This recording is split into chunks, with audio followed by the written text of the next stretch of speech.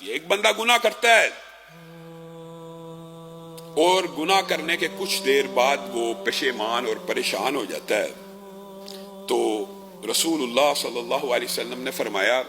اللہ رب العزت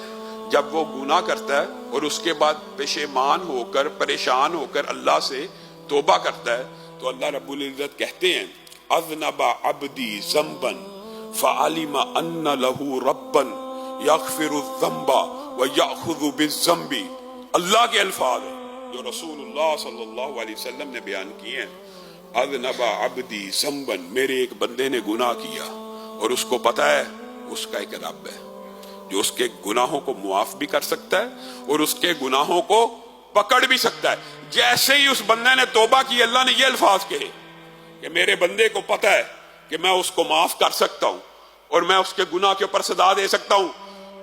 لیکن میں رب ہوں، بنایا میں نے ہے، تخلیق میری ہے، میں نے اسے معاف کیا۔ پھر وہ بندہ گناہ کرتا ہے، پھر وہی بندہ گناہ کرتا ہے اور پھر تھوڑی دیر کے بعد اللہ کی بارگاہ میں آ کے کہتا ہے اللہ پہلے بھی ہو گیا تھا، پھر ہو گیا، مجھے پھر معاف کر دے۔ پھر اللہ کہتا ہے اذنب عبدی ذنبا فعلم ان له ربا یغفر الذنب ویأخذ بالذنب، میرے بندے کو پتا ہے اس کا ایک رب ہے۔ اللہ کتنے خوشی سے یہ الفاظ کہہ رہا ہے گناہ کے اوپر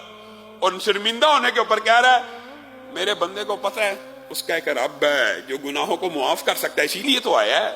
اس کو پتا ہے اس کا رب معاف کر سکتا ہے اور آیا اس لیے اس کو پتا ہے اگر معافی نہ مانگی تو گناہ پہ پکڑ لے گا۔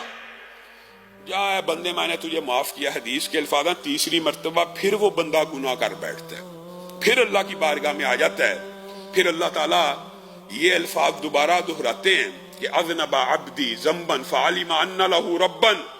یغفر الذنب ویأخذ بالذنب، لیکن ساتھ میں ایک جملہ اور کہتے ہیں اعمل ما شئت اعمل ما شئت اعمل ما شئت انی قد غفرت لک،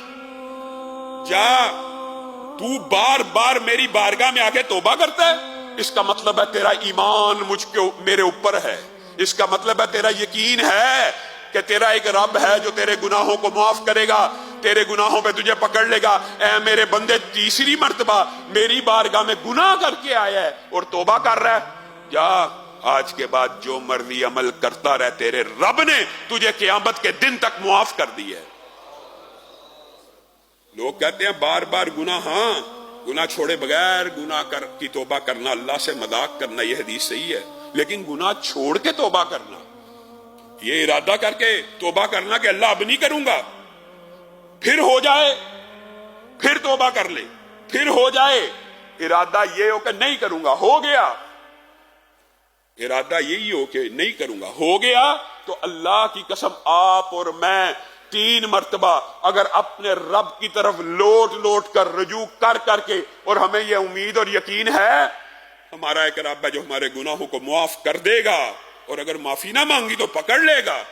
یہ خوشخبری ہر اس بندے کے لیے ہے کہ جو اللہ کی بارگاہ میں ایک ہی گناہ کو 3 مرتبہ لے کے آئے اور اللہ کے خوف کی وجہ سے، اللہ کے سامنے کھڑے ہونے کے ڈر کی وجہ سے بار بار اللہ سے معافی مانگے،